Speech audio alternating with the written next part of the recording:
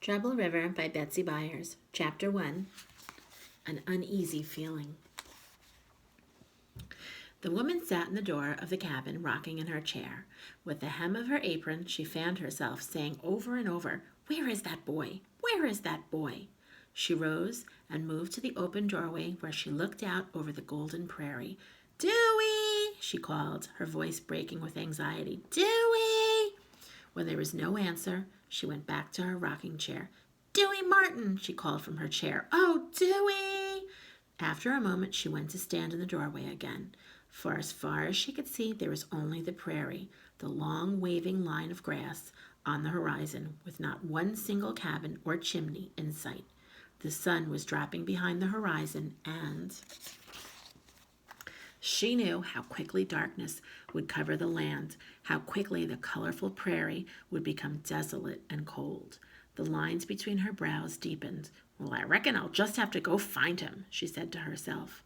Holding her walking cane and the side of the door for support, she stepped from the cabin and stood looking uncertainly about her.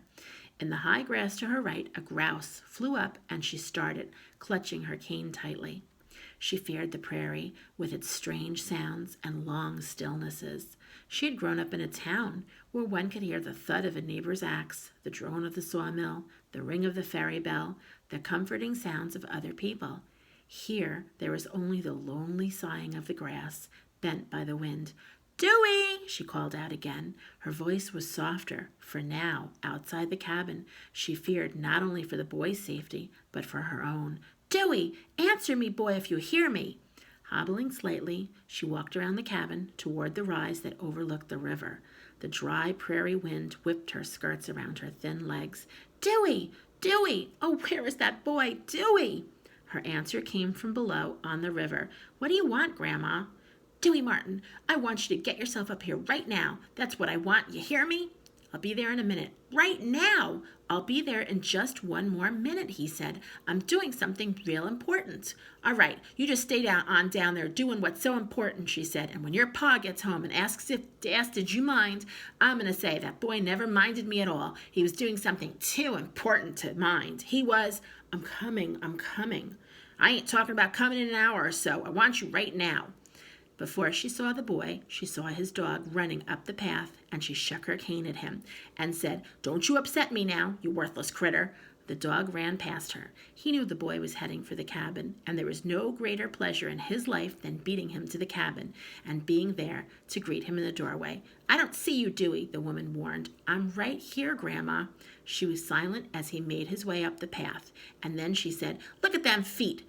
With her cane, she pointed to the boy's feet, stained brown with mud from the river. He expected to send her to the well with a gourd of soft soap. Instead,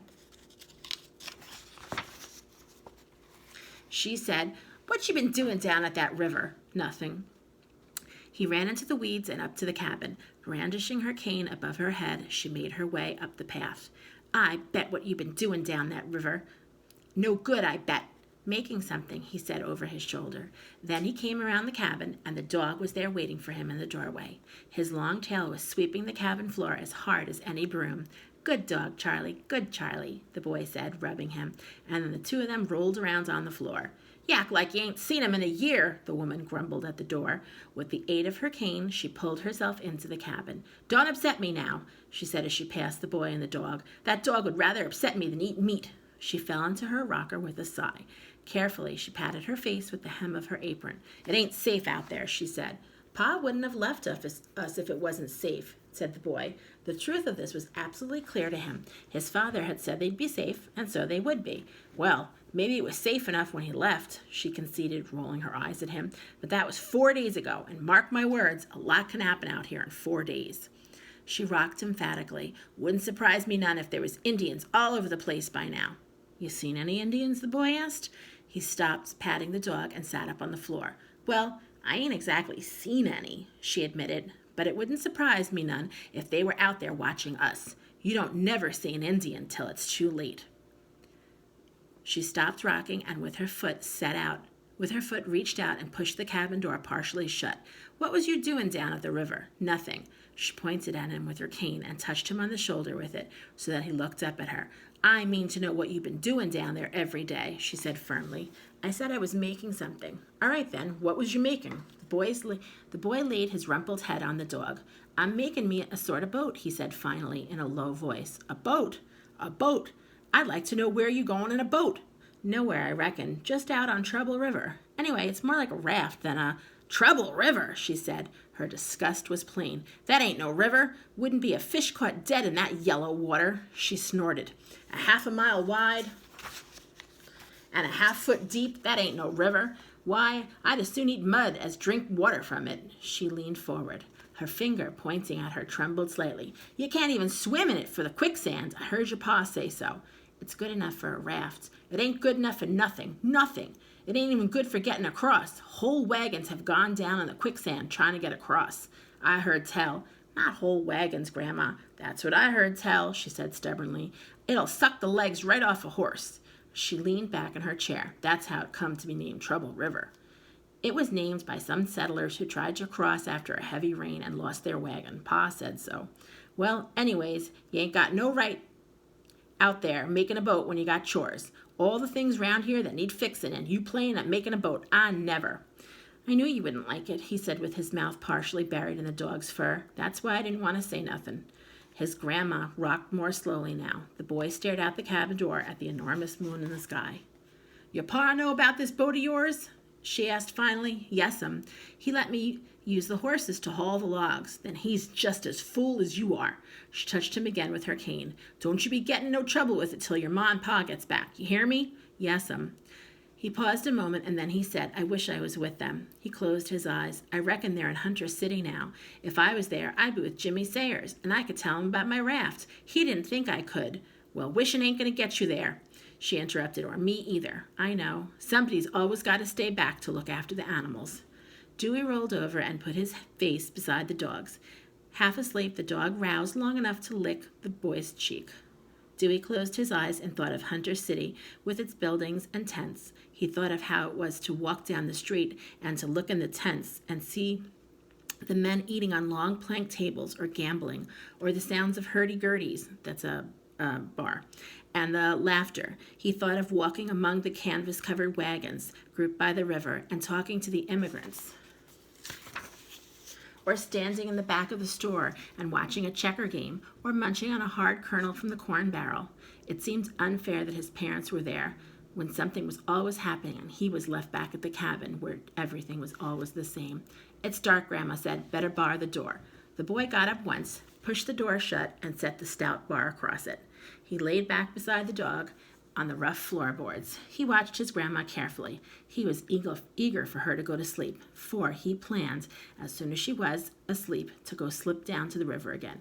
Tonight, however, she was wide awake. You going to bed, Grandma? He asked finally. I ain't sleepy, she said.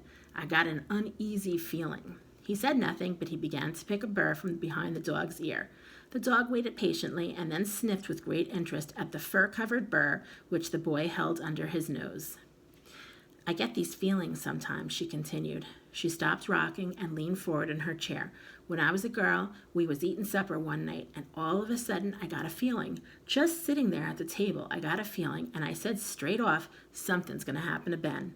The boy rolled over on his stomach and looked at her. Ben was my brother, she explained. I know. And had something happened to him? She refused to be hurried. Her voice was quiet as she told the story. Well, everybody laughed and carried on and made fun of me. What's happened to Ben, they said. Did the old widow Cass get him? They made fun of me. But I had this feeling all the same. I couldn't even eat. I couldn't swallow. We got it from the table, and I was wiping off the dishes, and old Mr. Hunter came up the path. I can see him now because he looked like bad news. And he said to my pa, you better come with me, Jake. Ben's hurt. And Pa went off with him, with Mr. Hunter, and they came back and they had Ben with him, and he was white as death. His horse had throwed him and broke both his legs. She began to rock again. Well, did nobody laugh anymore when I got a feeling, I could tell you that.